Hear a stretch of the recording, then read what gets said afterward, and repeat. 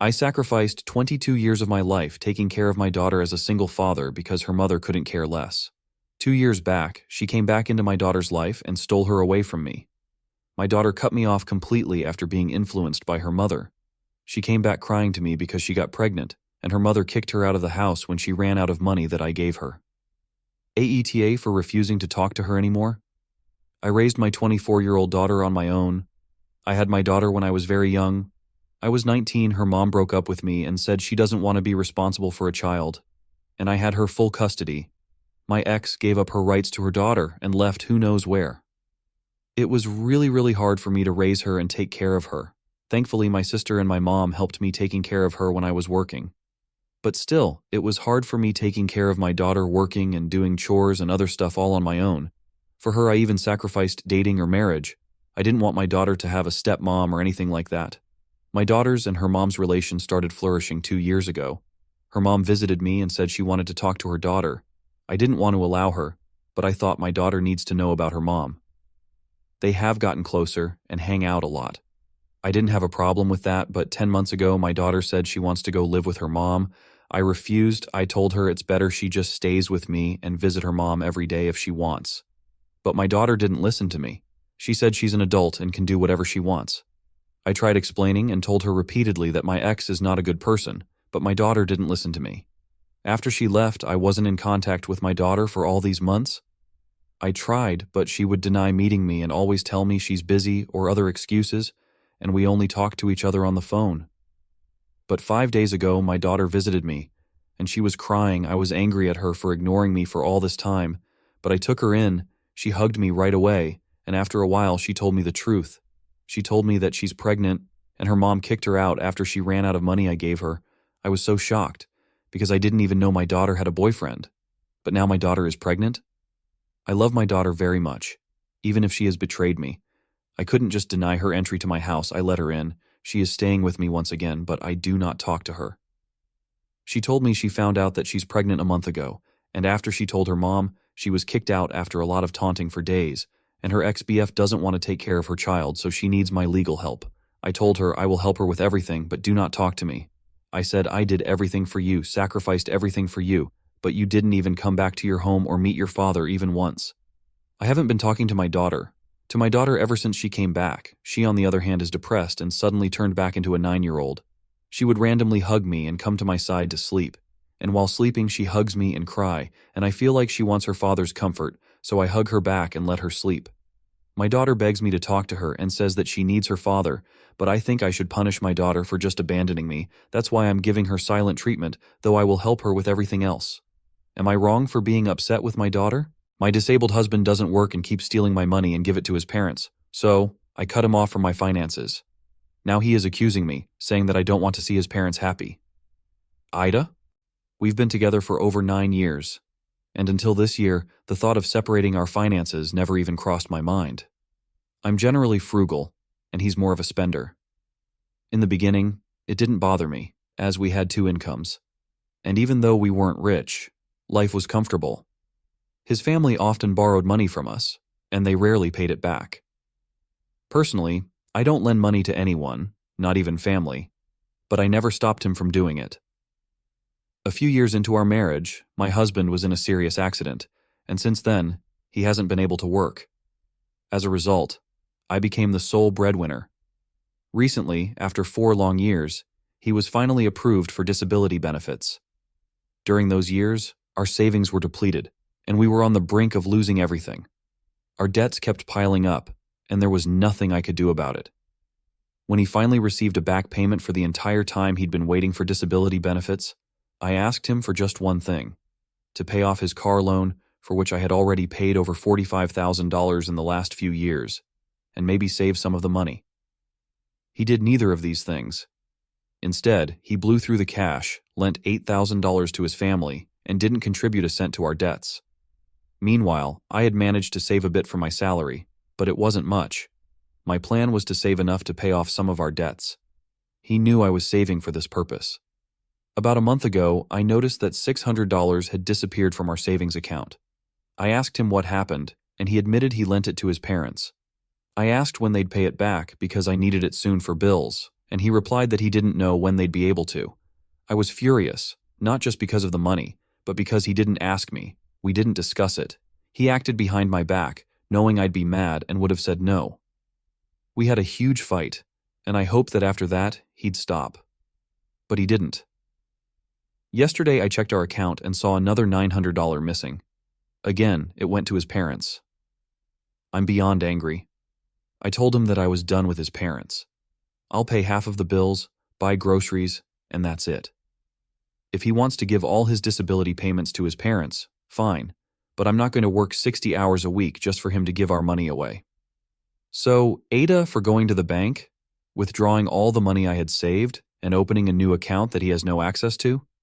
He says I'm being an asshole, and that I should want his parents to be happy. I'd love to see them happy, but I'm not willing to fund it with my own well-being. My fiancée, 30F, wouldn't tell her best friend she is engaged. She is keeping him as backup in case things don't work out with me.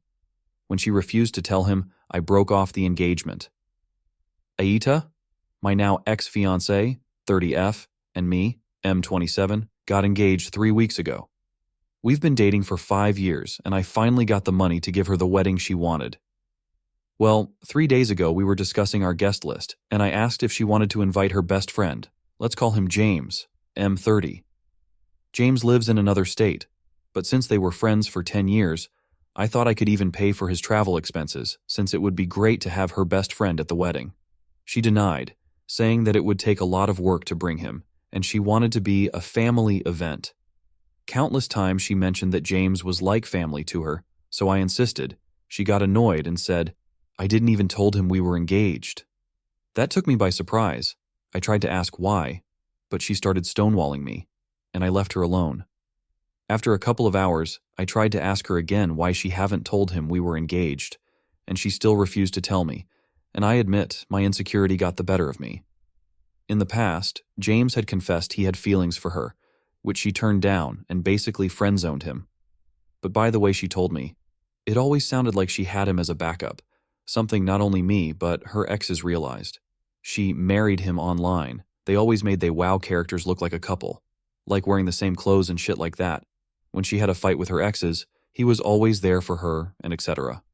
I told her that made me uncomfortable, and if she was not planning to tell him, she might as well consider herself single, 'cause I would not marry someone who couldn't be honest. Yes, I was pretty immature, but she did something even more immature.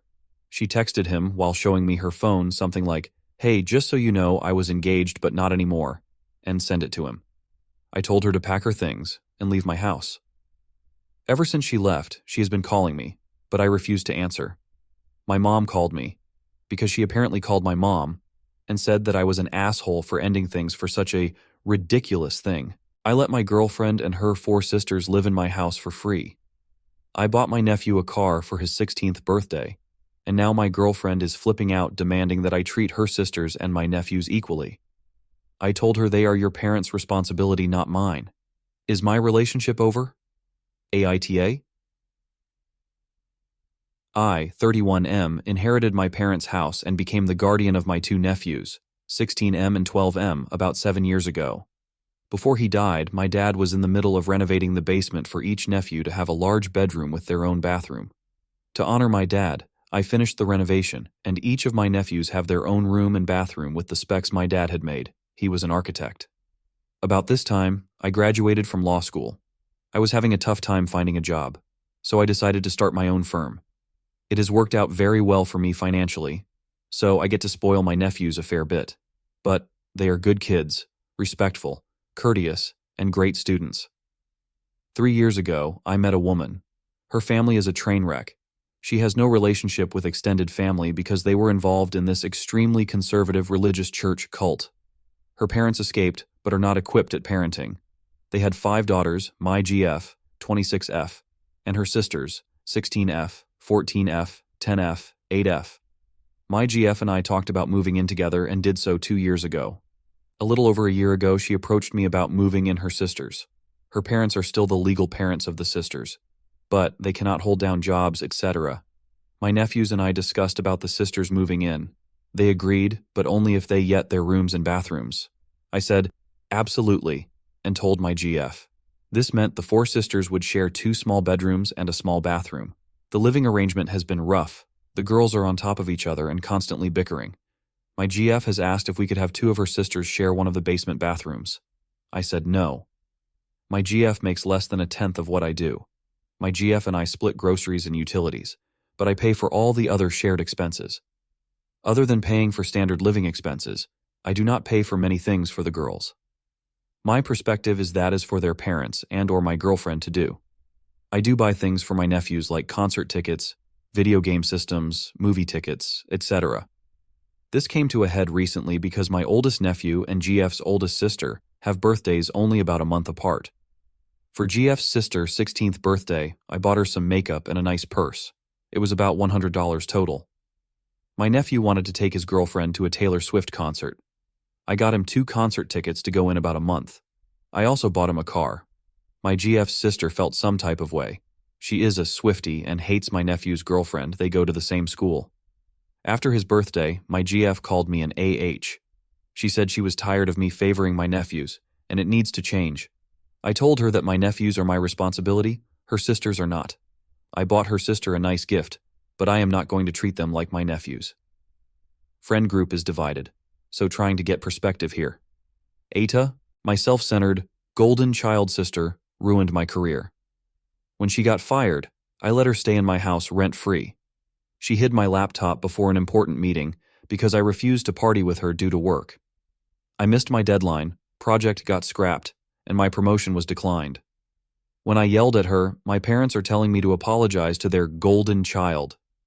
AITA? Okay, this is going to be long, and I know emotions are high, but I'm at a loss here and could really use an outside perspective. I have an older sister, Rachel. Growing up, we were pretty close, and even though we had our fair share of sibling fights, I always admired her. Rachel is the golden child in our family, super smart, talented, always the center of attention. I was always the quieter, more reserved one. Fast forward to adulthood. Rachel got into a prestigious college and went into finance, making good money early on. Meanwhile, I struggled for a bit, bouncing from job to job, never quite sure what I wanted to do. Eventually, I found my passion in graphic design, went back to school, and worked hard to land a great position at a marketing firm last year. For once, I felt like I was on equal footing with my sister, and I was really proud of myself. My parents were too, though they were still obviously more focused on Rachel and her success. Here's where things took a turn. About 6 months ago, Rachel lost her job due to company downsizing. It was tough on her, and I tried to be there for her as much as possible. But during that time, she became bitter and resentful, constantly making passive-aggressive comments about how easy my job must be compared to hers, and how graphic design wasn't real work. It hurt, but I bit my tongue because I knew she was going through a rough patch. Then, 3 months ago, a major project came up at my job. It was a huge deal, and if I nailed it, it would mean a big promotion. I was under a lot of pressure, and while I was working late one night, Rachel called and asked to hang out. I explained how stressed I was, but she brushed it off, saying she could help me blow off steam and that I was making too big a deal out of the project. Again, I bit my tongue. I didn't want to cause a fight, but I could feel myself starting to resent her attitude. The next day, I come home from a long day at work, and my laptop is gone. I freaked out because all the files for my project were on it. Yeah, I know. I should have backed them up elsewhere, but I was overwhelmed. I called Rachel, and she admitted that she had borrowed it to teach me a lesson about not prioritizing family over work. She said she'd return it in a few hours, but by then, it was too late. I missed an important deadline, and the whole project got scrapped. I was devastated. I confronted her, and she was unapologetic, saying I was letting work take over my life and that I needed to chill. I lost my temper and told her she was selfish and that she didn't understand what it was like to fight for every opportunity like I had. In the end, I didn't get the promotion, and my boss even questioned my reliability. I was heartbroken and felt like I had to start over from square one. Fast forward to last week. Rachel was still unemployed and struggling to find something in her field. We were at a family dinner when my parents started asking Rachel about her job search. She was venting about how unfair the job market is and how nobody would hire her. I don't know what came over me, but I snapped. I said, "Maybe you deserve to be unemployed after sabotaging my career." The whole table went silent. Rachel started crying. My parents freaked out at me for kicking her while she's down, and I stormed out. Since then, I've been getting constant texts from my parents saying I should apologize, but I can't bring myself to do it. I feel like she never faced any consequences for what she did to me, and for once I just wanted her to feel the weight of her actions. But now, I'm wondering if I went too far. She's still my sister, and she's clearly struggling, but I can't get over how she ruined my career moment and didn't even feel bad about it. So, AITA. For what I said? Should I have kept my mouth shut even though she hurt me so deeply? Or was I justified in finally standing up for myself after years of feeling overshadowed? My father treated me like trash after he remarried. He went on family trips with my stepmother and stepbrother and left me home alone every time because he said he couldn't afford it. When I turned 18, he kicked me out of the house, saying I was no longer a part of the family. I am getting married, and he called me out of nowhere saying that he wants to walk me down the aisle as I am his only daughter. AITA for refusing him? I'm 28F and will be getting married next month. I didn't invite my father to the wedding, but now he's trying to get in touch. I think I need to explain the context, because it all started when I was 6 years old, when my parents got divorced after my dad cheated on my mom with my stepmother. After that, I spent most of my time with my mom, but during holidays and vacations, I stayed with my dad. When I was 8, my half-brother Jake, 20M, was born, and whenever I was with my dad, I was forced to take care of him. When I started high school, I had to move in with my dad because my mom had to move abroad for work. This period was one of the hardest of my life. My stepmother wasn't a bad person. She tried to include me in things, but she was very submissive to my father. As for my dad, he always treated me like an extra in the house, someone who didn't really belong there. I was constantly responsible for taking care of Jake, and whenever he went out, he would only take my stepmother and Jake, never inviting me. One of the most painful experiences happened when I was 14. My dad announced that the whole family was going to Disney for vacation, but the day before the trip, he told me that he wanted it to be a family moment, their first big trip with Jake. So I was left home alone. This had already become a pattern. Trips to the beach, zoos, or other outings always included just my stepmother and Jake while I was left behind. My dad didn't like me going out with friends or inviting them over. He said, "Teenagers together only cause trouble," and because he was controlling, he would call the house phone at random times to check if I was home. He also had a trusted neighbor who would keep an eye on me to make sure I didn't have any visitors. When I turned 16, living with him, the feeling of being an extra only got worse. Everything I had experienced during vacations, the exclusion and sense of abandonment, became part of my daily life. Things came to a head when I turned 18. My dad got a promotion at work and decided to take a family trip to Europe. Since it was my last year of high school, I was excited, thinking I'd finally be included. But then he told me he didn't have enough money for a trip for 4, so it would just be to celebrate Jake's 10th birthday. I had to stay home. That's when I snapped. I told him he was being unfair and that he shouldn't have given me false hope. I explained how I'd felt over the past years, and he called me ungrateful and spoiled, saying that I lived with him rent-free, which was a lie since my mom sent money to support me and I did all the housework because both he and my stepmother worked late. The argument escalated, and he kicked me out of the house, saying I was no longer part of the family and not even his daughter. He literally threw me out and tossed my things onto the sidewalk. Luckily, a friend lived nearby, and I stayed at her place that night. The next day, I went back to see if my dad had calmed down, but I found my things still on the sidewalk, and some even in the trash. My stepmother had kindly saved a few items for me and handed them over. After that, my dad never reached out, except to call and yell at me a month later when my mom stopped sending him money for my expenses. A few months later, I got into an engineering program in another state, where I met my now fiancé, Mark, 29M. He was a senior, and we soon connected, realizing we had a lot in common. We started dating, graduated, and now work in the same field, though at different companies. A few months ago, Mark proposed, and I happily said yes. I have social media, but I rarely use it. I've had Instagram for about 6 years but haven't even posted 10 pictures. I think one of my relatives must have told my dad about the wedding because, about a month after I accepted the proposal, he reached out to me through Instagram, saying he was excited to help with the wedding. I was surprised, both that he had messaged me and that he genuinely thought he would walk me down the aisle. I responded, saying he wouldn't be walking me down the aisle because my stepfather would, and that the wedding would be small, just for my close family. After that, I blocked him. After blocking him and inspired by reading Reddit stories, I expected calls, messages, and even letters full of insults like ungrateful or spoiled. However, the only thing I received was a letter delivered by Jake. Yes, we still have contact.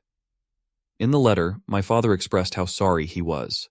I won't copy the exact words, but to summarize, he said that after kicking me out, he lived a normal life with my stepmother and Jake. But when he saw pictures of my graduation with my mom and stepfather, he started feeling regret. He wanted to talk to me, but his pride held him back. He only decided to reach out now because he realized that his pride got him nowhere and that he wanted to fulfill one of the plans he made when I was born, to pay for my wedding and walk me down the aisle. Honestly, I don't know what to do. I've moved on with my life, and his attempt at redemption after so many years feels a bit too convenient. AITA, for not wanting to include my dad in my wedding despite his apology? Note, my stepfather is an amazing person. He always goes out of his way to include me in everything, and my stepsisters are wonderful as well.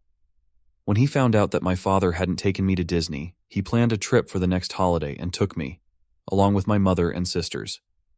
This and 1,000 other reasons why I want to walk down the aisle with him. Edit 1. People are asking why my mom and stepfather left me with my dad and what their jobs are.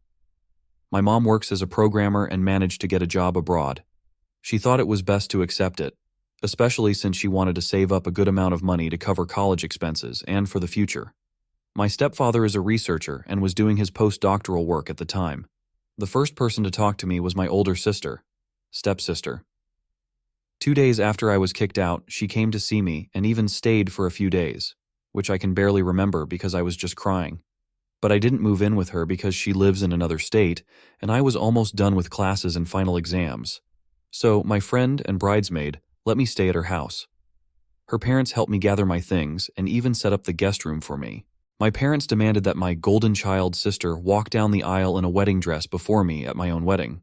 My husband tricked them into paying for an extravagant wedding. He then hired security and blocked my sister from entering the venue on the wedding day. When my father tried to confront security, my husband and his family humiliated my parents and my golden child sister in front of everyone. I feel so good. Here I am, writing this long tale in my honeymoon. But it does feel cathartic to finally type it out. And my husband is more excited about this than the resort drinks, lol.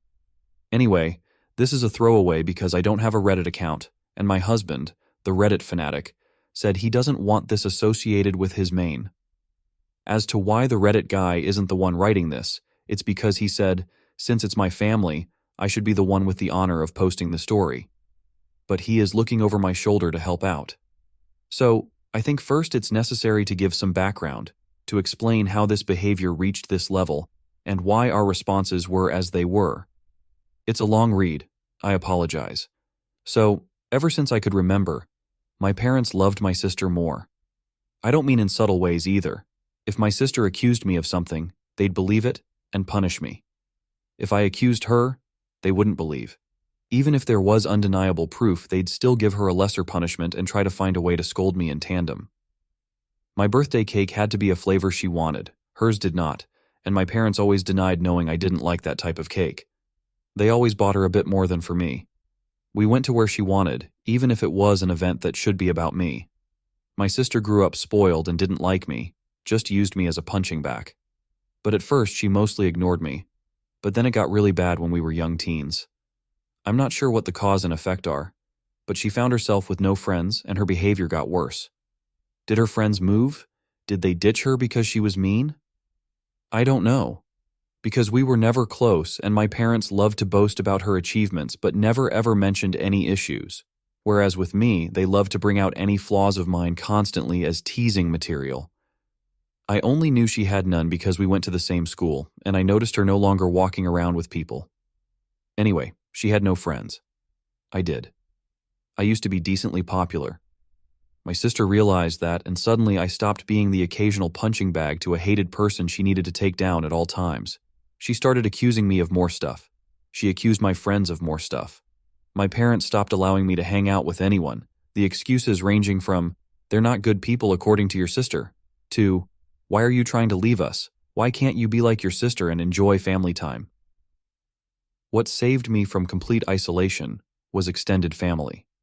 Most of my family lived in the same hometown, and I got along with my cousins despite some age difference. At one gathering, they invited me over to something, I don't remember what, and I sadly replied, "I'm not allowed to go anywhere." When asked why, my kid self with no filter replied that it was because I wasn't allowed to have friends since my sister didn't have any. Well, that reached the adults, who apparently tore my parents apart. Later I was scolded for lying and grounded, as if I had anywhere to go, for a month. But after that, they allowed me some leeway, so it was worth it. And my sister changed schools. I guess the humiliation of extended family knowing her social status was bad, and she demanded to be changed. And my parents immediately obliged, even though it cost them more since the school was further away. But she made friends on the new school. However, she never went back to the previous status quo of mostly ignoring me. I guess having felt the power of how badly she could screw with me, and anger that I told family she had no friends, she never let me go. My life was still bad. Her friends would come over and bully me, and my parents called it light teasing. I never called friends over because my parents were awful hosts to them, or my sister would accuse them of taking stuff and they'd believe it. I did become close to my cousins, though, since my parents never dared do any of that to family. And then I got my first boyfriend. I didn't want to bring him home at all, but my parents insisted. Well, at one point we were separated, and he came to find me to tell me my sister was flirting with him, by which he meant she came over with skimpy clothing, batting her eyelashes really badly, and started telling him how bad I was and how good she was. He was irked and ran off to find me.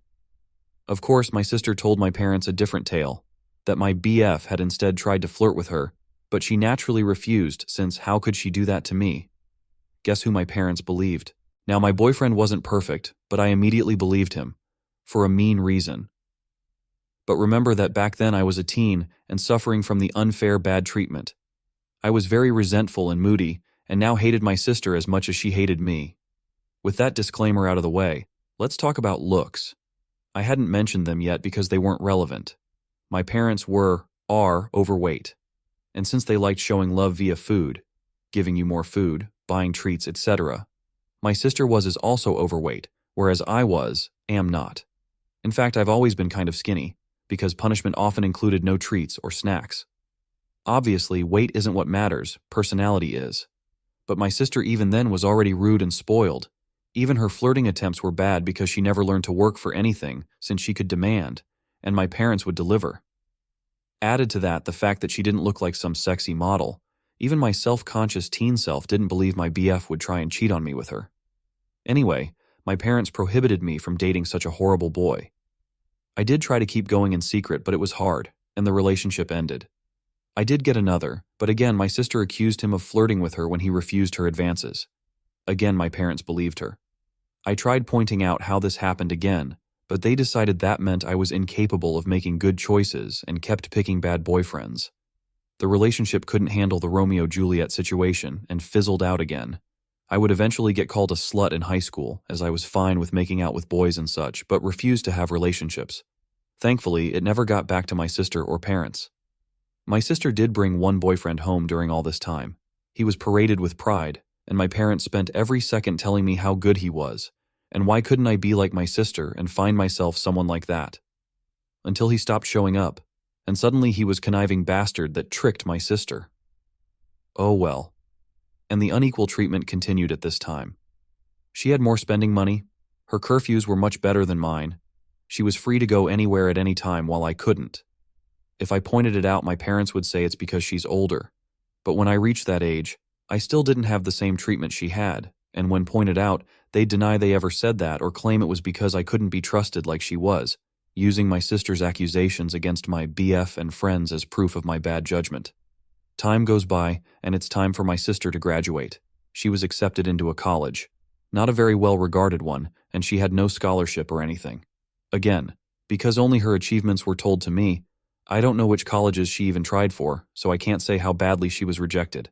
I do know her grades were bad in school though, because whenever she got a B we would celebrate. I would usually get good grades, but my parents refused to celebrate, claiming since I always got those, what was there to celebrate?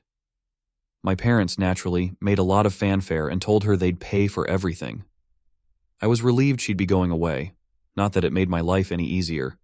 She'd always come home every other weekend and somehow stuff kept missing from her room or some other issue she'd think of to make my life miserable. My curfews were still strict, etc. Eventually, my mom came to talk to me about my impending graduation. I'm only a year younger than my sister. She told me since they were paying for my sister's college, they had no money to pay for mine.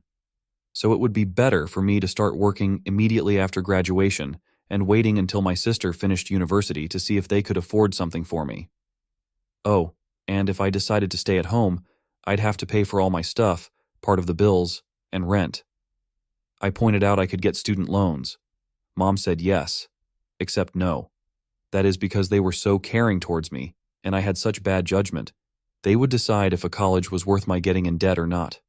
I'm not sure how they'd stop me from getting loans, but I didn't ask. Scholarships weren't mentioned. They had no idea what my grades were anymore, and never believed in my capabilities. Anyway, I didn't bat an eyelid. I simply said, okay. My mom clearly didn't expect that and kept pushing. Maybe she hoped I'd throw a tantrum so they'd have an excuse to not ever pay for my college. But I said nothing except I understood their position, thanked them for caring, and that was that. My dad later tried the same, but I also refused to be emotional. You see, after a whole lifetime of their terrible parenting, I never had any expectations towards my education. I knew they would find an excuse to not pay for mine and make my life miserable. I never believed they would eventually pay it if I worked and waited for my sister to graduate. I had been preparing for college for a long time.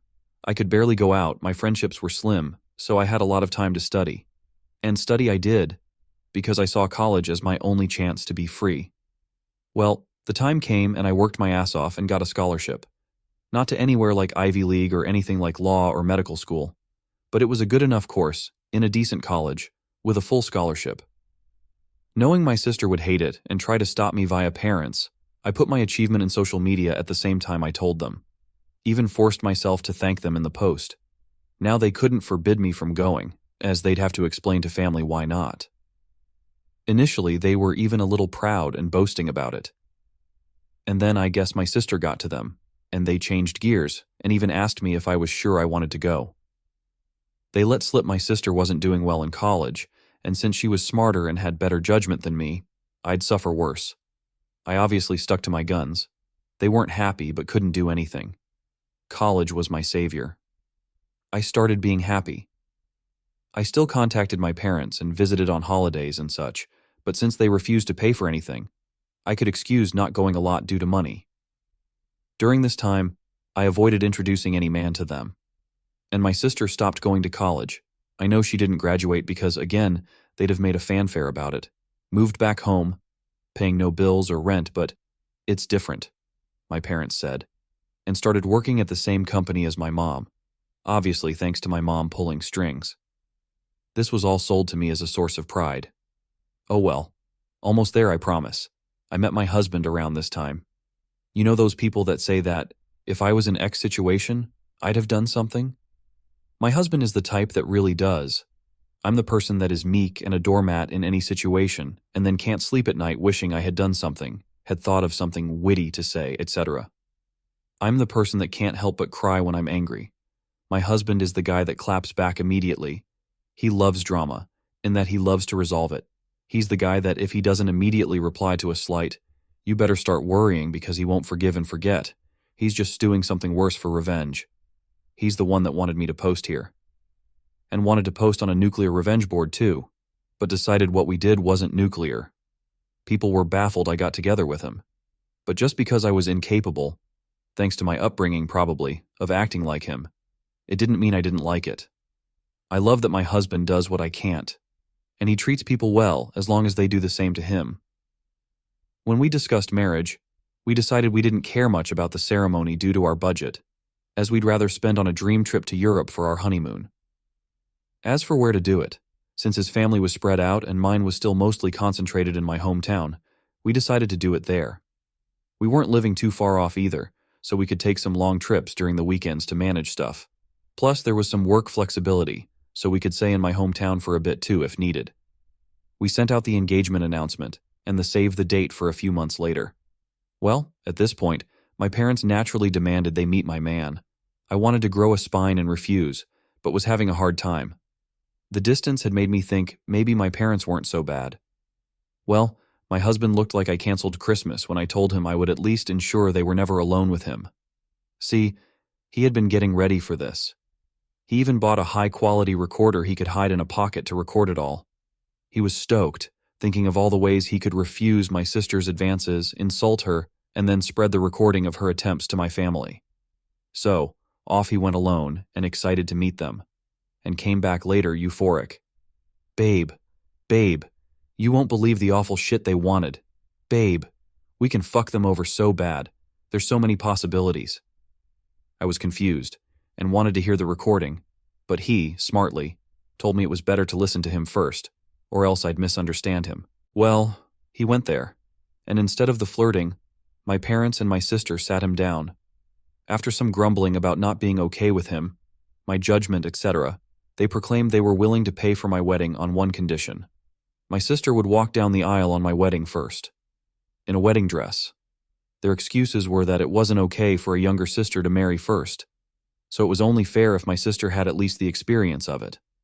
On my venue, with pictures being taken, and the dress, and she'd have a cake later too, etc. My husband will now type his part. Hey, vengeful husband here. That said, as much as my wife, teehee, she's my wife now, paints me as this quick-witted dude, I admit my neurons all but short-circuited when those folks legit suggested that shit like some sort of great fucking gift. Even Troy would rather take in the horse a second time, methinks. Alas, after my brain rebooted, I did have a whole-ass catalog of insults about to spew out, but something in my soul whispered in my ear like the devil, string these fucks along.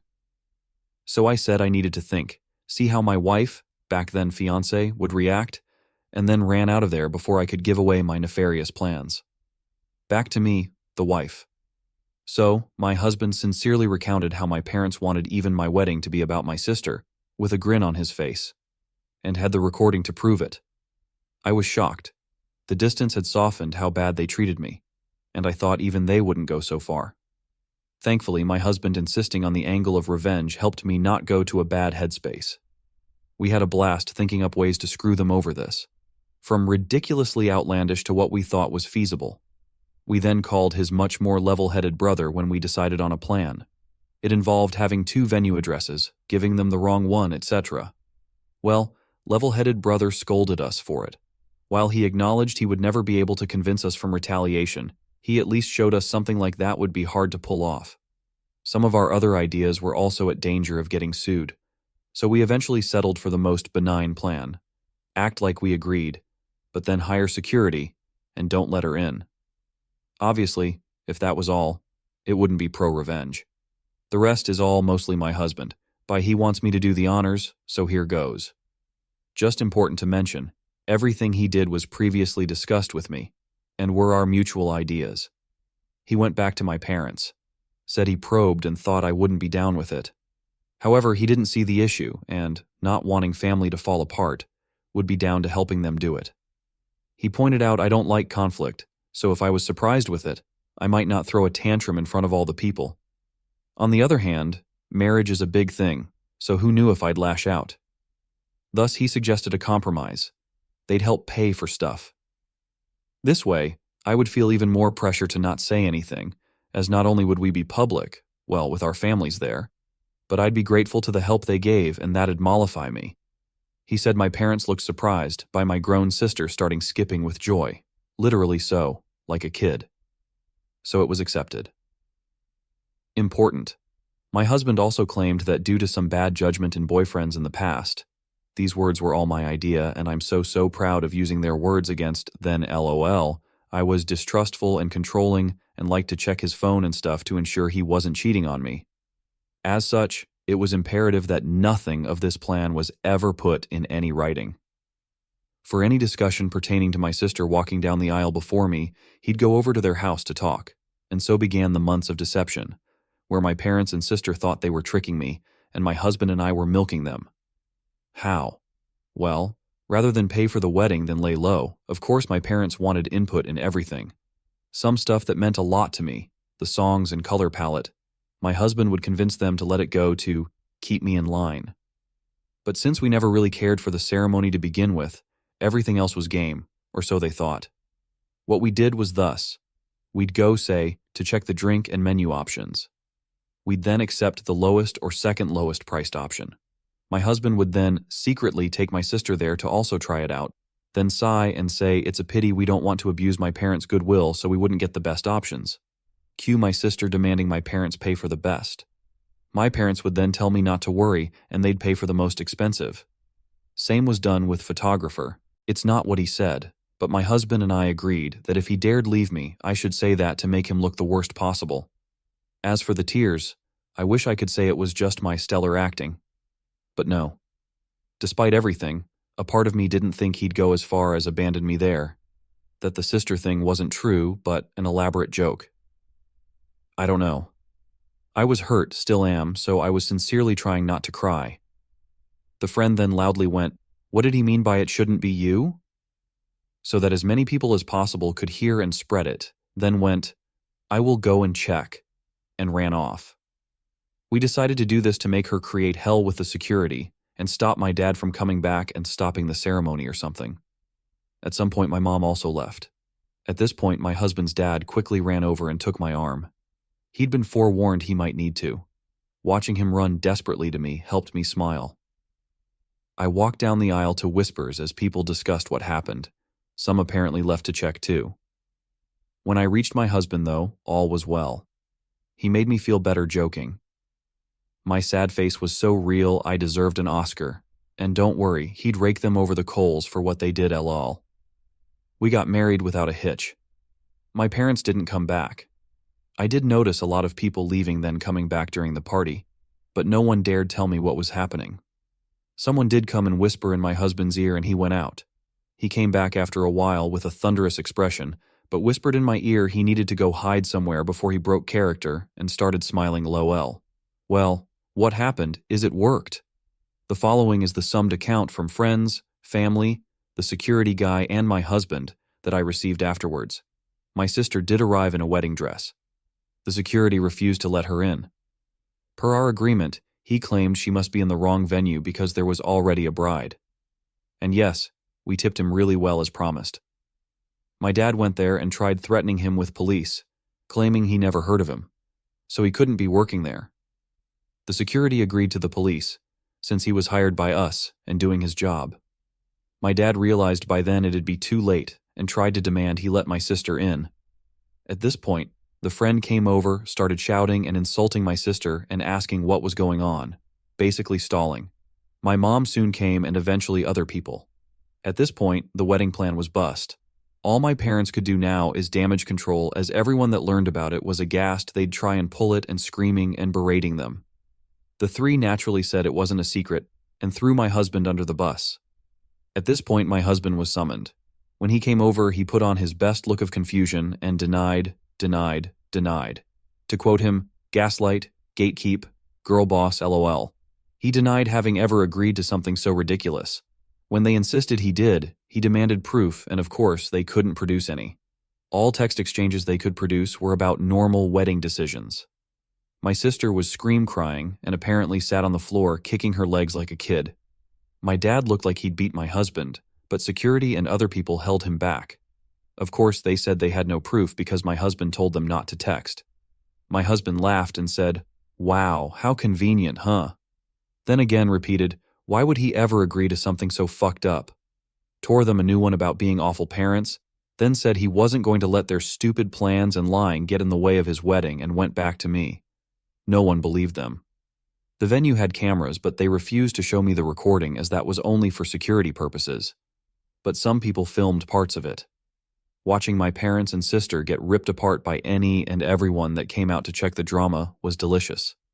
After years and years of being accused of stuff and not believed, To watch them have a taste was one of the best wedding gifts.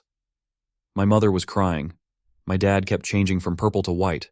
My sister was still on the floor crying and screaming. They kept insisting on that my husband was in on it. But people kept asking, why would my husband agree? Why was there no proof? Why did they want my sister to do this to my wedding? And they had no good answer to any of it. Eventually, they were told to leave and had no choice but to do so. My dad apparently had to drag my sister up as she refused to leave the ground. Again, people said nothing to me all night. I guess they wanted to spare me. And maybe it's because I was the bride and not just a guest for once. But it did feel like everyone was making extra effort to be nice, positive, and excited about everything. My husband says, all the expensive shit they were eating, drinking certainly helps, LOL. We had a blast. My husband maintained the forced angry face for only a short while before breaking out in smiles again. After that, we went to the hotel to catch some sleep before going to our honeymoon. Speaking of which, my parents did try to pay for our plane tickets, but we thought that was risky, as they could try and cancel them or something, so we refused. Of course, since that whole thing, the three have tried to contact me. I've refused calls because my husband insisted on keeping a paper trail. I agreed, because my sister did eventually message me. I won't repeat it as it was very unhinged and didn't make much sense, but the important part was that she blamed me for her humiliation. Called my husband a two-faced snake that fooled them for months. He wants to print and put that on our wall, LOL, and hoped, but was also certain it'd happen, that I'd get cheated on by him. She did also suggest he was cheating on me with her, actually. My husband took my phone, screenshot the call logs, screenshot my sister's message, screenshot some messages of my parents demanding I pick up the phone, and sent it all to my family group chat, and sent screenshots of messages to him where they called him names and threatened him, but he kept up the "you're delusional, I never agreed to anything" shtick, and even threatened to sue them for defamation and harassment. He wrote a message in said group chat begging my family for help, as I was now being harassed by them constantly. He begged family to help stop them from trying to ruin my honeymoon now that they had failed to ruin my wedding. Then finished neatly with a request that they don't want to share our locations, to avoid my parents sending my sister over, and then claiming he had somehow agreed to pretend to fuck her in our honeymoon suite. LOL. My family assured him they'd take care of it, and indeed since then we've had silence. My husband is a little disappointed my sister didn't disobey, so he could tattle again while tearing her a new asshole. We'll see if it'll last. All in all, while I obviously would prefer to have a normal, loving family at my wedding, at least for once in my life, they not only failed to ruin something meaningful to me, but I got them back. Extra info. Do I know why they treat me like this? I've been asked this question a lot, so I assume you all will think the same. I have wondered this all my life, and I still don't know. I tried asking when I was young, but they denied any difference and scolded me for acting spoiled, so I quit trying.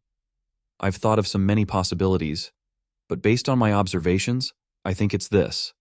I was unplanned. They took a while to have my sister, so she was not only wanted, but also like a miracle child after so long. However, given our age difference is quite small, I think they didn't expect it to have a kid so soon or easily, and didn't use adequate protection way too soon after my sister's birth. And maybe didn't notice my mom was pregnant until too late. So they were saddled with an unplanned baby while still dealing with a newborn.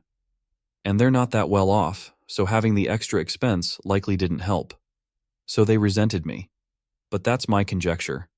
Regardless, I've accepted the answer won't truly matter. What they did to me was unwarranted no matter what. Did they really think this would work? My husband and I talked, and we have the theory that they never wanted to do this at all. We think my sister threw a tantrum over me getting married first when she barely gets dates, and they gave my husband that outlandish proposition. As in, they didn't want to pay for my wedding and didn't think we'd accept, or that it'd even look good for them to do it. But by suggesting it, and being refused, they could look like the good guys to my sister while having an excuse to not give me a dime. But then, my husband accepted it, and they couldn't backtrack, or else risk my sister turning on them. My husband of 6 years forced me to flash random road workers. When I flashed, he flipped out, cursed me, kicked me out of the car, and drove. I laid helpless on the road. So I called the cops on my husband and got him arrested. I told him I want a divorce. Now he is telling everyone that I cheated on him, that's why he was getting a divorce. So I sent screenshots to everyone he knows, where he told me flash random people and also accepted hitting me in a fit of anger. AITA? Been together 10 years, married for 6. The last 2 or 3 years he's started to show less and less interest in me. He does subscribe to a couple of OnlyFans accounts, which I'm not bothered about as it's no different to porn, so I know he still has sexual urges. I've tried talking to him a couple of times about this and told him I'm getting bored and frustrated, and he knows I'm willing to try anything sexual. So if there's anything he wants to do to get him motivated, I'll try it.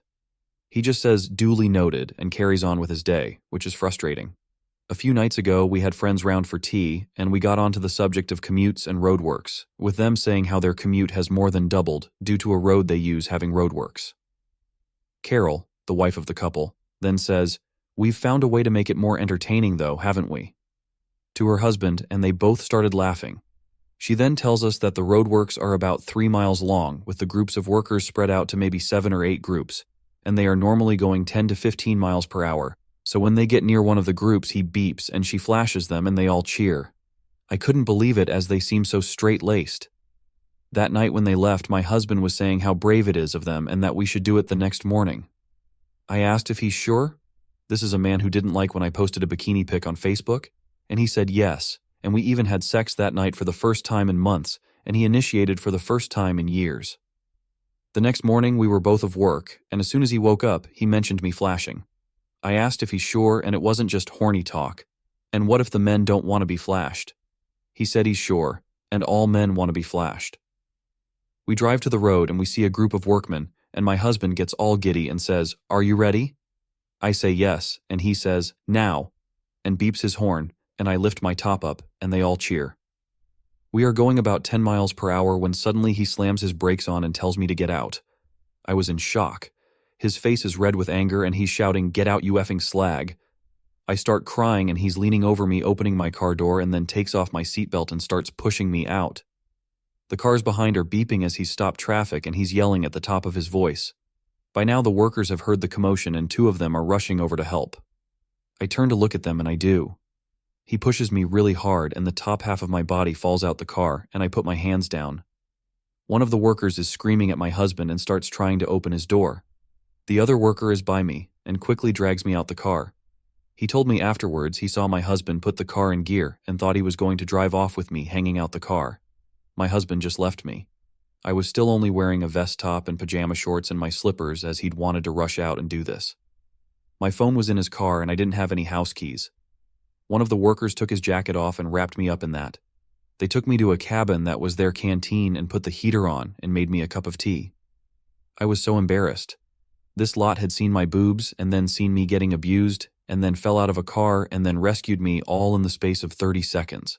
I kept apologizing to them and said it was his idea, but they said it's okay and it happens a few times a day and they are used to it. But I think they were just trying to make me feel better. They were laughing and joking with me and were all so sweet and funny. They asked if I wanted to ring anyone, but I don't know anyone's number apart from work, and I didn't want them picking me up wearing next to nothing from a building site. I asked if I could just ring a taxi, but they said I can't get in a taxi dressed how I am. The man I'm assuming was their team leader told one of them to drive me wherever I wanted to go, so I asked if I could go to my mum's about 5 miles away. They gave me some spare work boots to walk across the mud to the van, and 2 of them drove me to my mum's, and they were really sweet and making sure I was okay, and even walked me to the front door. When my mum answered, I was hysterical and crying, and they told her me and my husband had an argument, and he left me by the side of the road. My mum offered them a drink and I tired to give them their coat and boots back, but they said it's okay. I told my mum we were driving to McDonald's and got in an argument. I didn't tell her about the pushing or anything. She drove me home and let me in with a spare key she has. I packed some things and went back to my mum's. My husband had been home as my phone was on the table. In the 5 days since he's been ringing me nonstop saying he's sorry and he don't know what came over him. He said he heard someone shout, "Nice pair," and it made him angry. My friends are saying leave. His are obviously telling me to give him another chance. I'm 50-50, but if I do stay, I'm going to insist on couples counseling for us both and sex therapy either for him or both of us. He says he doesn't want to involve other people in the relationship. It feels silly to throw it all away over a few seconds of madness, and I should have just said no when he asked me to flash, as I know he's quite insecure. I was blinded by finally getting some sex and attention from him and thought I could get more. I took the workers their jacket and boots back, and also made them 2 cakes and bought them 1,000 bags of Yorkshire tea as a thank you. Update. I took people's advice on this sub and a couple of others and rang the police to report the attack. I spoke to the workers beforehand who said they'd back me up. They arrested my husband and then released him on bail but told him he couldn't stay at my house, so he's gone to his mum's. After the argument, he told all our friends that I had cheated. I hadn't wanted to admit to people that I had flashed, but I felt like the tide was really turning against me and a lot of people were believing his lies, so I wrote a long message with a description of exactly what happened, plus pictures of my injuries including scrapes and bruises, plus screenshots of messages he sent, admitting he asked me to flash and admitting he hit me, although he did blame me, saying if I just got out like he asked, he wouldn't have had to do that. A few people apologized, most didn't. But I don't care anymore. I'm back home, and he has to answer bail in a couple of months. The police don't sound confident they can get a conviction, but maybe that's how they are supposed to sound. I've spoke a little bit to a lawyer, but I can't really afford anything at the minute in that way. Been a sad few weeks, but an eye-opener, and I don't feel any guilt for getting the police involved or telling people what happened. Just working and keeping myself busy at the moment. I caught my husband sleeping with my neighbor. He begged me to forgive him, but I filed for a divorce. For revenge, I told my neighbor's husband about her affair. He was devastated, and also filed for divorce. Now, my neighbor is accusing me of breaking up her marriage. AITA? This is honestly such a mess, and I don't know if I handled it the right way, but here we go. I, 34F, have been married to my husband, 36M, for 7 years. We have an 8-year-old autistic son, and life's already been pretty stressful for both of us. I thought we were handling it as a team, like we were in this together, until a few weeks ago when everything fell apart. We live in a small neighborhood where everyone's pretty friendly, and I got along well with our next-door neighbors, Emily, 32F, and her husband Dave, 35M. Emily and I weren't super close, but we chatted often. Our kids played together sometimes, and our husbands would occasionally hang out too. At first, I thought it was nice that my husband and Emily seemed to get along. You know, just neighbors being friendly. But then things started to feel off. My husband became more secretive, especially with his phone, and he always seemed to bump into Emily when I wasn't around. He'd go out for random walks or suddenly needed to run errands right after dinner. I noticed these little things, but I didn't want to seem paranoid. I mean, we've been through a lot together. I didn't think he would do something like that to me. Then one day, everything came crashing down. I had to come home early from work unexpectedly because our son's school had a half-day I forgot about. I walked in, and there, in our bedroom, I found my husband and Emily together, in our bed. I felt like the world stopped. They both freaked out when they saw me, my husband scrambling for clothes and Emily crying, saying it was a mistake and that she was so sorry. I couldn't even process it. I just walked out shaking and went to pick up my son from school. Later that night, I confronted my husband, and he admitted to having an affair with her for the past few months. He begged me to forgive him, said it was a stupid, impulsive thing, and swore he loved me and didn't want to lose our family. I was heartbroken, but I couldn't even look at him. I had no idea what to do, but I knew I couldn't stay with someone who would betray me like that. Then there was Emily's husband, Dave. I knew him well enough to know he was completely in the dark about all of this. I couldn't just stay silent and let him be blindsided like I was. So, the next day, I went over to their house while Emily was out and told Dave everything. I even showed him proof, texts, pictures, everything I had. He was devastated, obviously, but he thanked me for being honest with him. And that's when the real drama started. Both my husband and Emily went ballistic when they found out I'd told Dave. My husband said I should have kept it between us and worked it out for the sake of our son. Emily called me all kinds of names, saying I had no right to tell her husband and that I ruined her life. She even claimed it wasn't serious and that I blew everything out of proportion. Now Dave is considering divorcing her, and I've already filed for divorce myself. But I'm getting a lot of flack from mutual friends, saying I went too far by telling Dave and that I should have tried to keep things private to avoid tearing apart two families. I feel like I did what I had to do, but I'm questioning myself now. AITA for divorcing my husband and telling Emily's husband about the affair? Should I have kept quiet and handled it differently? My fiancée stopped taking pills and punctured holes in the condom and got pregnant. I told her to abort it as we agreed on not having children. She said she will keep it, so I canceled our wedding. She is threatening with legal action if I don't pay child support. I lost my job and don't have savings to fight a legal battle. Reddit. What should I do? Original. My partner has been on the pill throughout our relationship, and we've been in a bit of a battle these past few weeks over having children. I categorically said that I don't want them, and started using condoms for double protection. This morning, she told me that she's pregnant, and I asked how this could happen when we'd been so careful. She admitted to coming off the pill and piercing through the condoms that we have stored. I've said that I don't want this, and that I'm not up for marrying into a relationship based on lies. She says she's keeping it, and has already told her friends as, according to her, she'd done the test 8 weeks ago and was keeping it quiet in the hopes that I'd change my mind. I have no idea what to do here. Help. I am in England and am 29. Update. Firstly, thanks so much for all your comments. I didn't expect this to blow up quite so much as it did. Secondly, I want to get a few things straight as people seem to be struggling with timelines. A. My partner and I were due to get married in a few short weeks. We have had many long and involved conversations during our relationship about us both wanting to remain a child-free family over the years that we have been together. Around 2 to 3 months ago, they started to appear to change their mind, which I feel insecure and unhappy about as it is not something that I want from life, which is why I'd booked a vasectomy through NHS. I cannot afford to go private as money is very tight. Again, another reason I do not want children. B. She admitted to tampering with condoms and said that she'd come off the pill several weeks ago. At that point, prior to her saying that kids might be an option for her, we were still having sex and I was under the impression that we were protected as she was on the pill. I have made no secret about how I do not want kids, and she is fully aware of my reasons behind that, which I do not have to share with strangers on the internet. C. She has shown me a test and it confirms that she is pregnant. I have asked that she get an abortion. She has refused, and I feel the trust has gone completely from our relationship. We are now in the process of canceling the engagement, which she isn't happy with at all, and has said that I'm ruining her life. Now, for those people telling me to go to therapy, man up, or that I'm lying.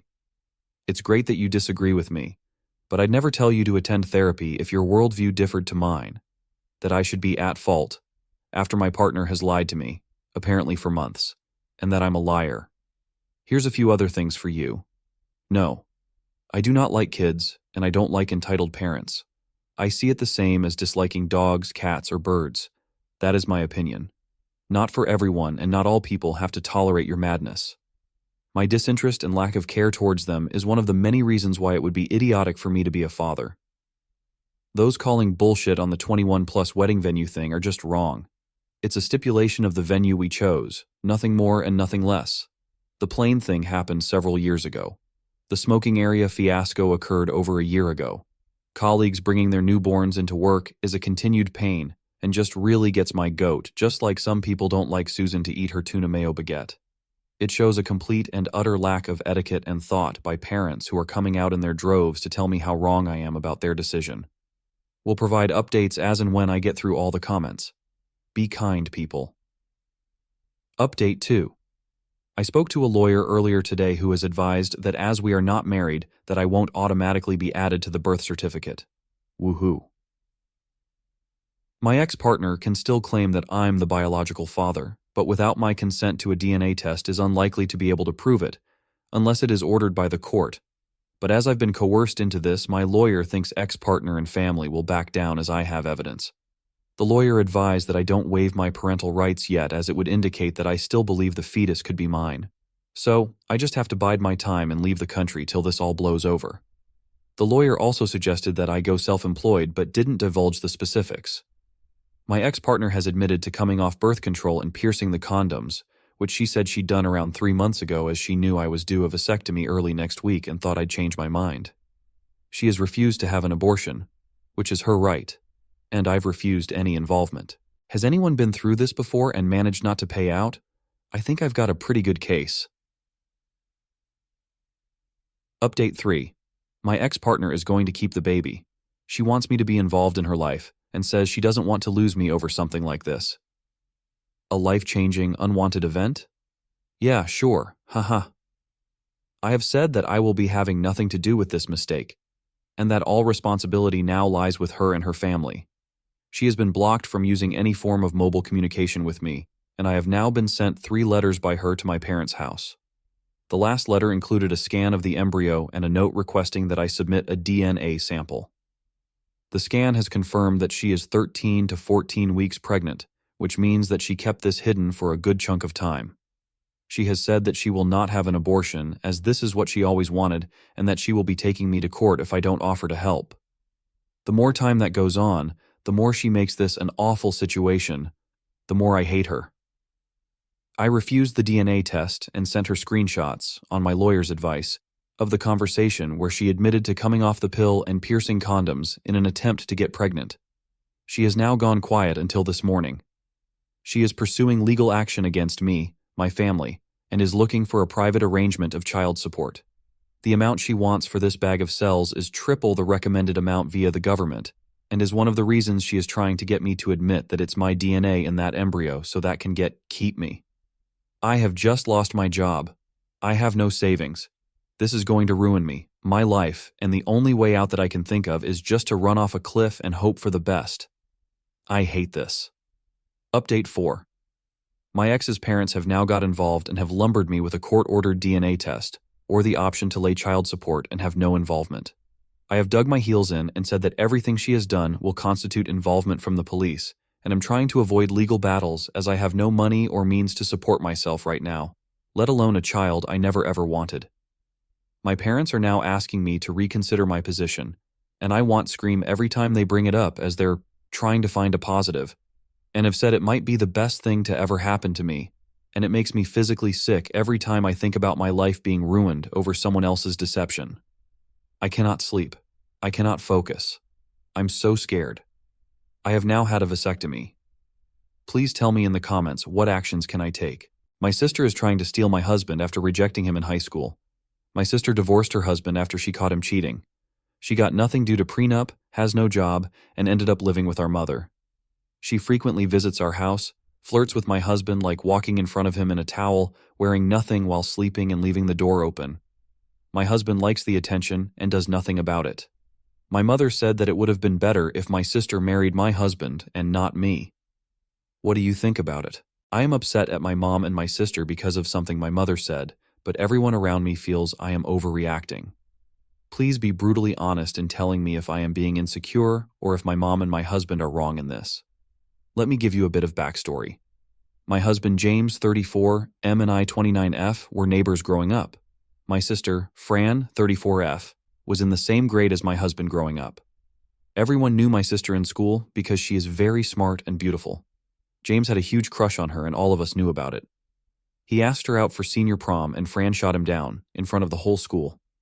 They still remained friends, but he moved to a different state for college and we did not hear much from him, except see him when he came back for holidays.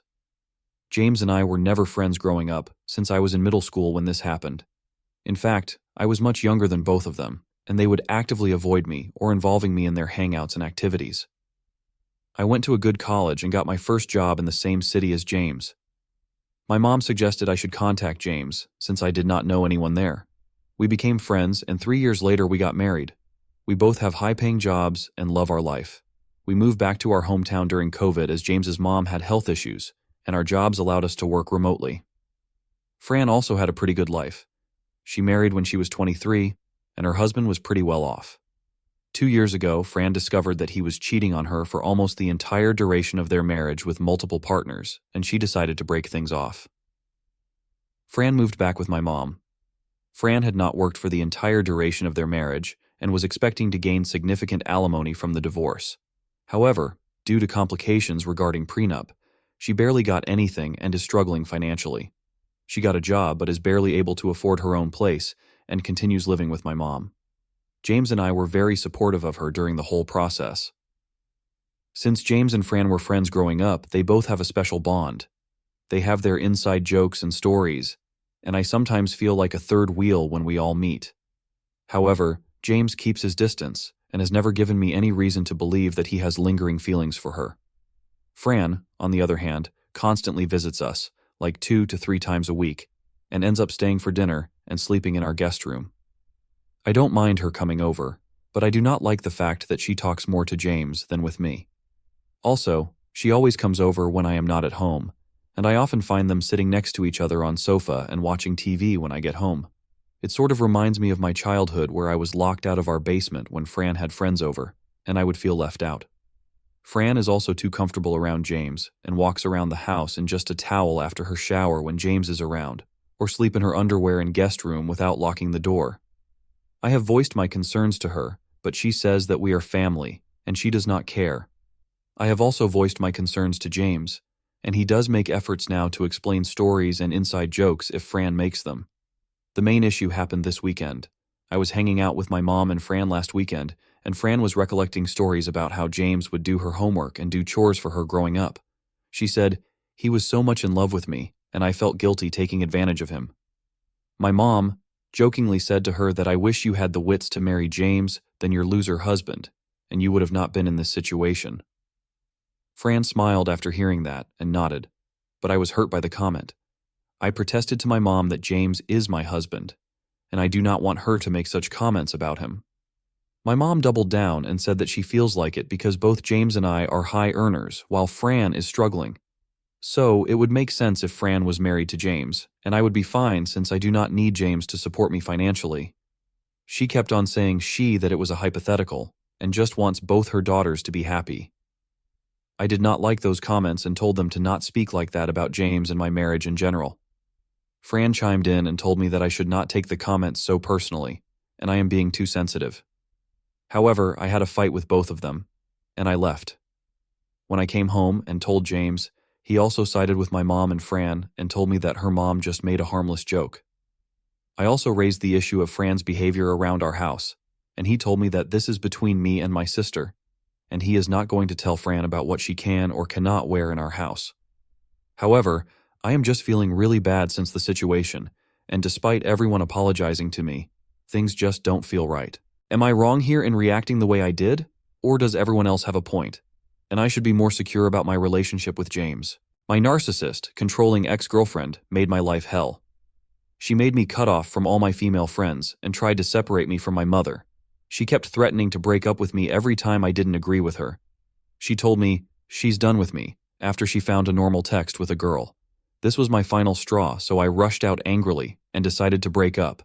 Now she is accusing me of abandoning her. AITA? This is going to be a bit long, so if you want some context read, if not, go to the end. My ex-girlfriend 28F and me, 32M, lived together for 10 months and were in a relationship for 3 years total. The relationship was good. We had minor issues and discussions like all normal relationships have, and after 2 years we started living together.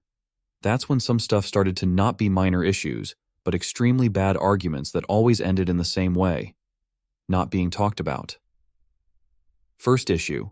Our mothers did not get along that well. They started real friendly going out together for trips and to the mall and stuff like that. But then all of a sudden my mother, let's call her Lily, said that her mother, let's call her Paula, was a bit intrusive and did not want to keep seeing her. Now I was put on a bit of a weird situation where I had to explain why the sudden disappearance, so in my mild panic I just thought of telling the truth, having confidence that my ex would not overreact over this. Well, I was wrong. Nothing was ever the same between my mother and my ex. They did not hate each other, but it was weird. Like 3 weeks after we moved together, an argument broke out about what we were going to do for Christmas. Paula had called Lily to invite her so we could all be together, but something that was lost in the telephone game, and Lily, though she heard that this should have been my ex inviting her, not Paula. Well, I mentioned that to my ex, trying to tell her that her mother should not be saying that, and all hell broke loose. She said that Lily was always trying to tear us apart, and that she never liked her, and pushed me hard into not spending Christmas and New Year's with my mother. I complied, and it was the worst Christmas I ever had, because my mother was sending 300 messages per second saying I was being naive and manipulated, and on the other side saying they were the ones manipulating me. I just bottled up trying to survive through December in the hopes that with enough time everything would cool down between them. Second issue. I really don't want to make this be a bad thing, maybe as something I could not handle, but she is a doctor going through her residency, and that is a career that demands everything from you and everyone around you. When she was home, she was always tired. Our time together at home basically consisted on she falling asleep after dinner while watching TV together. I had no issue with this really because I could go and play video games. But the problem is after a while this gets a bit annoying since that's all I was allowed to do. If I wanted to go out to play volley, she said jokingly, "You should stay with me, we could do something together," which evolved to, "Maybe you should not go. The volleyball is the problem." If I wanted to go out with my friends, she'd get a bit mad, even though I always invited her and was always writing me about when would I get home, that I said 9 p.m., and it's 10 p.m. Where are you, etc. Until she would not answer the phone anymore, at which point I knew she was mad, and it would be an argument when I got home. Third issue. So sometimes when these arguments happened, she would attack me with the same line. "This is why we are going to break up." If we talked about having kids, which I do not think we were prepared to have, I'd say I'm open to have them, but not right now. She would say she wants them right now and 2 of them. And when I asked who was going to take care of them, she'd of course say, "My parents." Of course my mother was not included in this. She was never allowed to set a foot inside our house again. But when I started to make other arguments, that's when the line was used, "This is why we are going to break up." Marriage? Maybe wait until you finish your residency in 3 years? No, if you don't propose in the next year, we break up. Living in the suburbs? I really like the city, I'd like to stay here, or at least close. No, this is why we are going to break up. So I started not talking about these fundamental issues, because it was not an open negotiation, it was her way, or breaking up. Final issue, and TLDR. She has always been a bit insecure. All female friends I had to cut ties with. All new girls in her life, or mine, were bitches by default and wanted to take me away. So of course I caught her checking my phone for the 4th time, and she obviously found a conversation with a female friend that she had told me she did not want me talking to. Was not even a damning conversation. But of course she lost it, and called me all the names in the book, and angrily told me we were done, that I should leave the house, because I was the one texting other girls. She then got ready, and was leaving the house, and told me again, and I quote, "I want you to know we are done. I told you I did not want you talking to other girls. We are completely and absolutely done," and stormed off. So am I the asshole for taking her word and leaving? I think all these issues I described came all back. The ones I could not negotiate, all of them became a solid no in my mind. So I left. She called me 4 hours later that night saying how could I do this to her? Leave the house and just leave her there all alone. That she was just venting, and that of course she was going to come back to have a conversation. Well, I explained to her that I could never tell her anything because I was walking on eggshells all the time trying to not upset her and getting the "we are breaking up for this" line, and that I just took her word for granted.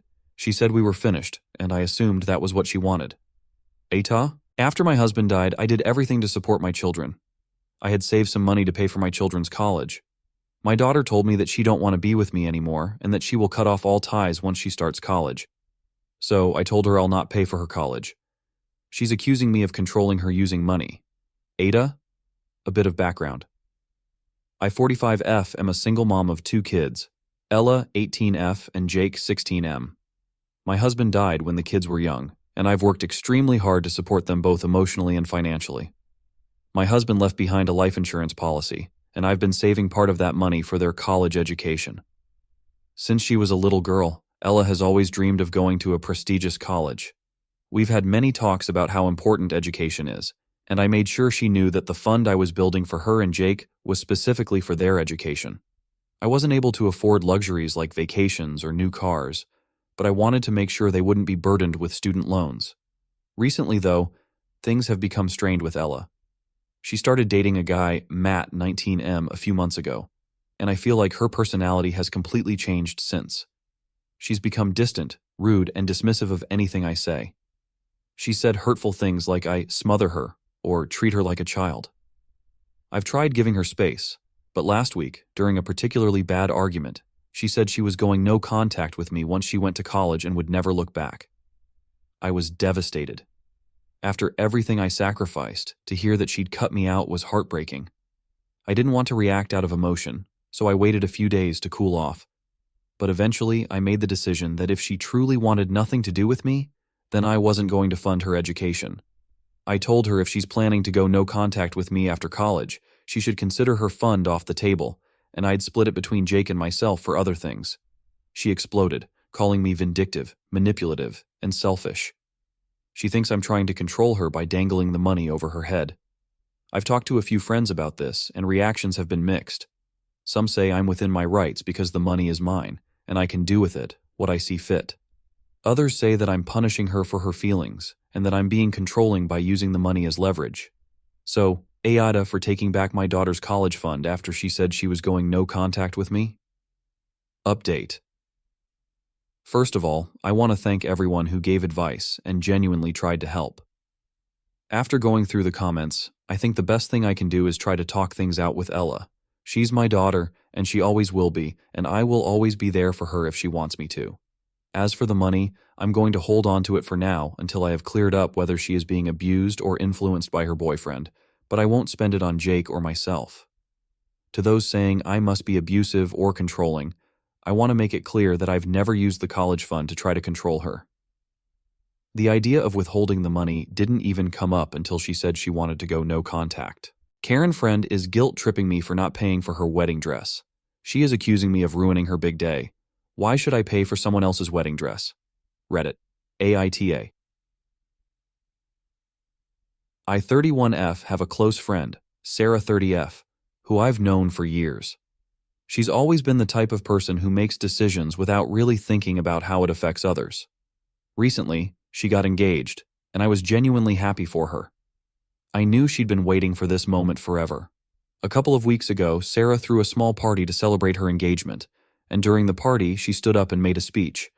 In front of everyone, she announced that I would be her maid of honor. The thing is, she never asked me.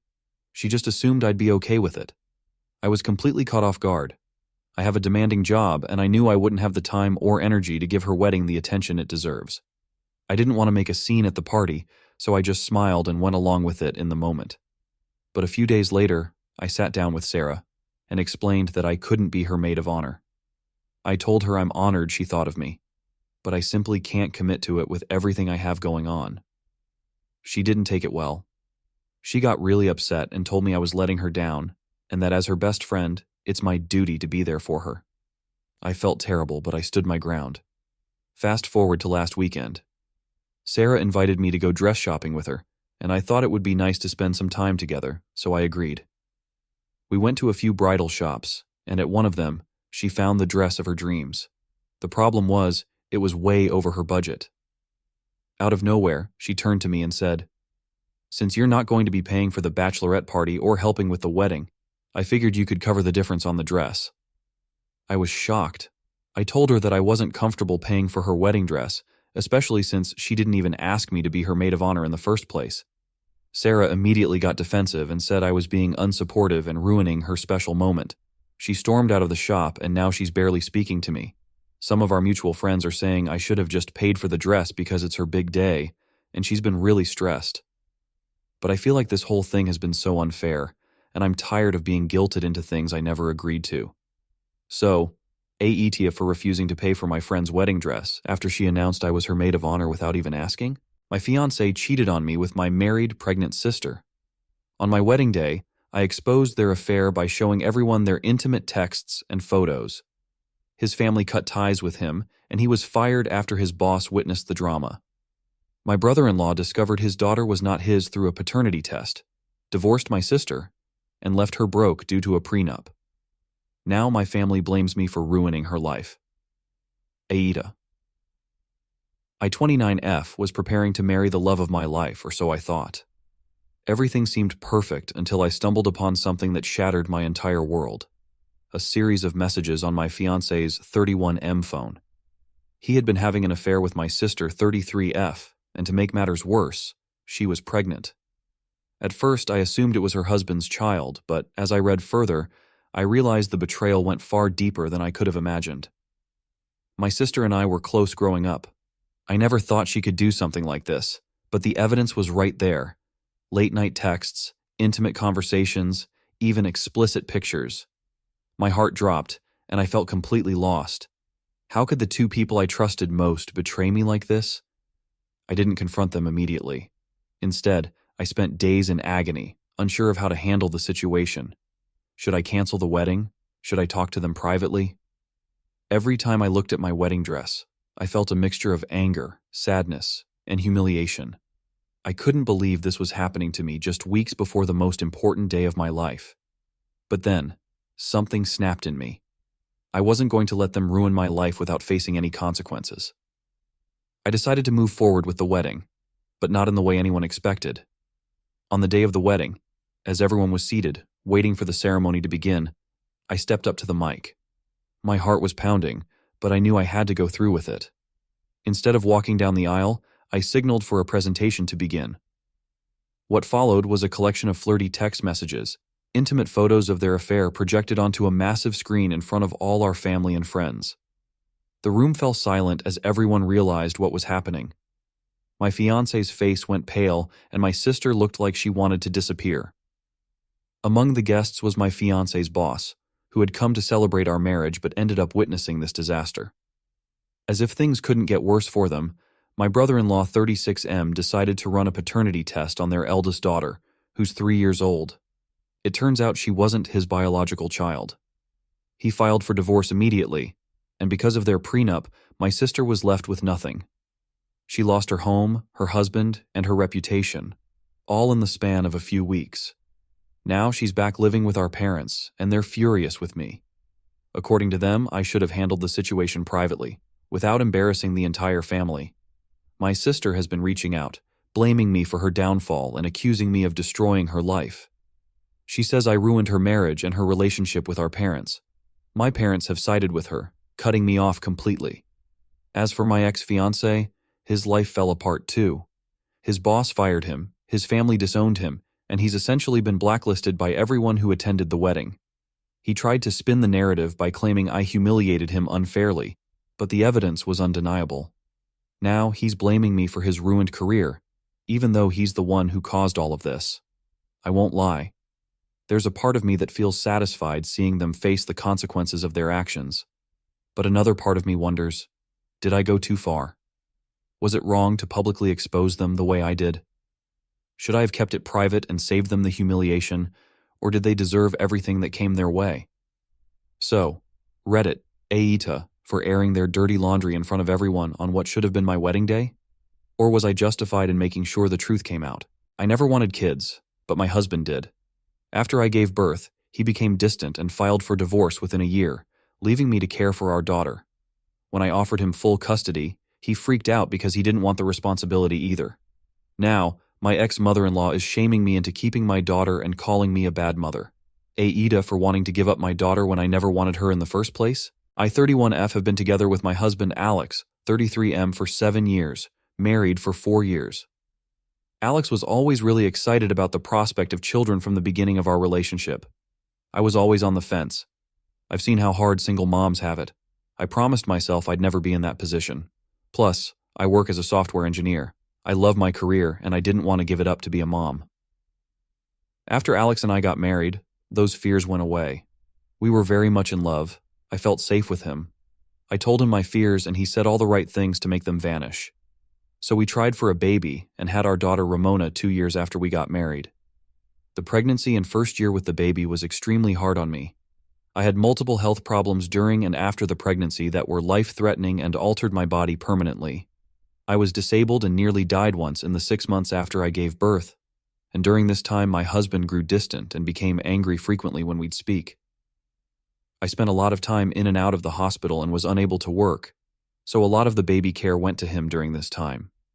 It was all I could do to stay alive and get better, being separated from my daughter and husband so much. Eventually, I did get better enough to help more with the baby, but after I was discharged from the hospital, he barely spoke to me. I want to clarify early that at no time did I ever neglect our daughter if I was able to care for her. I leaned on him a lot during this period, but I was also fighting for my health and my life so that I could continue to be there for her. If I had pushed myself too hard, I would have made it worse, or be dead. We stayed in a state of limbo like this for a while. I was still in recovery, not back to 100% yet, but able to resume a somewhat normal life, and we shared more responsibility with Ramona. I tried talking to him many times over the next 6 months, but it was more of the same thing. He wouldn't speak to me, or he'd get angry, and every little thing I did, insist I was making things up and blame me for somehow criticizing him. It was a constant deflection from whatever was bothering him. I got another job about 9 months after the pregnancy, and things seemed to improve for a while, or at least I thought. Not long after Ramona's first birthday, Alex served me with divorce papers. He said he'd fallen out of love with me a long time ago, and he was ready to start anew. I was in shock. Things had started to improve between us, but he explained that was because he'd decided to leave and he felt less unhappy. It was a Saturday when this happened, so I made sure he was going to be home to care for Ramona for the weekend. Then I packed a bag and left until Sunday evening. I didn't say where I was going, and truthfully, I didn't really go anywhere but drive. I drove 2 states over by the time I stopped. I needed to think. When I got back Sunday evening, he was pissed I'd left him alone with our daughter. He's always seemed really put off any time he had to care for her alone. This time was no exception. I sat him down and very carefully said, "I will grant you a no-contest divorce, but I am not accepting full custody of Ramona." If he was only pissed before, he was explosive now, and everything he hated about me finally came out. That I was a horrible mother, that I wasn't strong enough to even be a mother, that I was too weak to carry a child, and now I was abandoning her. I very calmly stated that I loved her dearly and would not abandon her, that I would pay child support and visit her every other weekend, that I would be there for her in any way I could, but I had been very clear with him when we got married that I would never be a single mom. He became borderline violent at this, grabbing things like he was going to throw them and screaming that I was ruining his life on purpose. I wasn't going to stick around to be talked to like this, so I went and checked on Ramona, gave her a kiss, then grabbed my bag and left again. A couple days later, his mother texted me. He'd left Ramona with her for a few days, and she had some nasty things to say to me, that a mother should never leave her child, etc. I told her it wasn't her business, and that her son doesn't get a free pass to restart his life because his wife nearly died when she was pregnant, and he became resentful with the responsibility. He's also blown up my phone asking me when I'm going to come back, so you can take your daughter. But I've only replied, "I've already told you what's going to happen here. I love my daughter immensely, and I will be a provider for her. I will always support her, but I won't be her primary parent. So, AITA,